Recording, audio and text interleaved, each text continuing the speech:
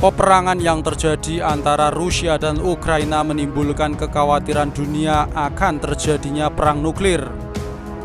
Kehadiran negara-negara barat yang terus menyuplai persenjataan untuk Ukraina dan terus menghantam Rusia dengan sanksi-sanksi ekonomi bisa saja memicu amarah Rusia untuk menggunakan rudal nuklir mereka.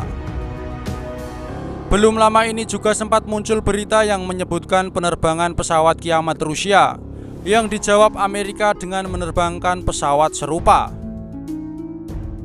Dilaporkan pada hari Rabu 11 Mei 2022 pesawat Ilyushin Il-80 milik Rusia baru-baru ini dilaporkan terbang di atas langit Moskow.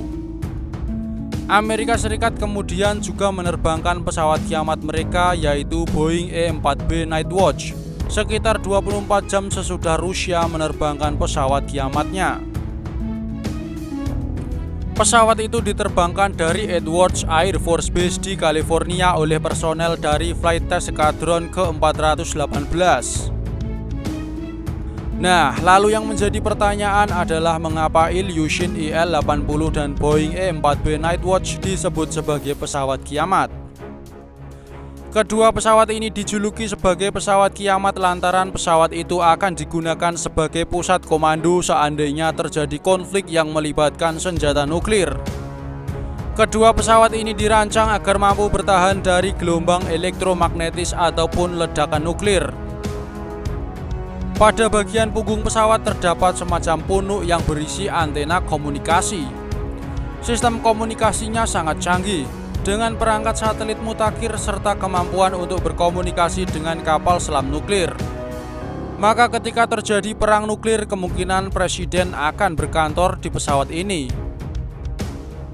Sebagai pesawat kiamat Rusia, Ilyushin Il-80 dapat menampung puluhan orang dan memiliki daya jelajah ratusan ribu mil selama 3 hari non-stop di udara. Dengan persediaan bahan bakar 185 ton. Pesawat ini juga dapat mengisi bahan bakar di udara. Angkatan Udara Rusia kini memiliki 4 pos komando udara Ilyushin 80 yang dibuat pada era Uni Soviet.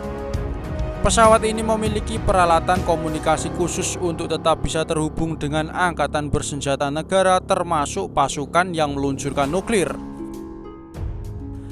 Bagian ekor pesawat terdapat antena yang berguna untuk berkomunikasi dalam radius 6.000 km. Pesawat ini juga dilengkapi dengan POD generator listrik besar yang berada di dalam mesin. Setiap POD generator listrik memiliki panjang sekitar 9,5 meter dan lebar 1,3 meter.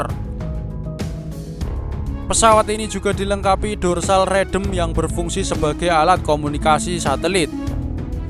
Ditambah dengan kabel antena di bagian belakang badan pesawat yang berfungsi untuk transmisi dan penerimaan radio very low frekuensi yang berguna untuk berkomunikasi dengan kapal selam rudal balistik Rusia. Pesawat Ilyushin Il-80 merupakan modifikasi dari pesawat Ilyushin Il-86 yang telah beroperasi sejak 1987. Dan ke depan akan diganti pesawat baru yang memiliki jarak tempuh lebih jauh yang akan dinamakan Il-96-400M.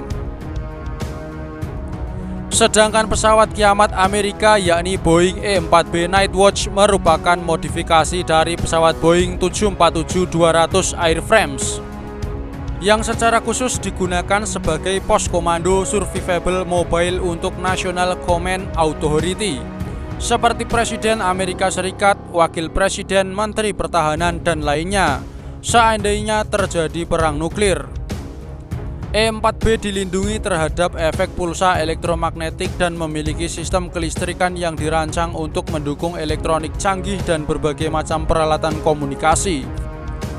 Sistem komunikasi satelit yang canggih dapat menyediakan komunikasi di seluruh dunia untuk para pemimpin senior melalui pusat operasi udara.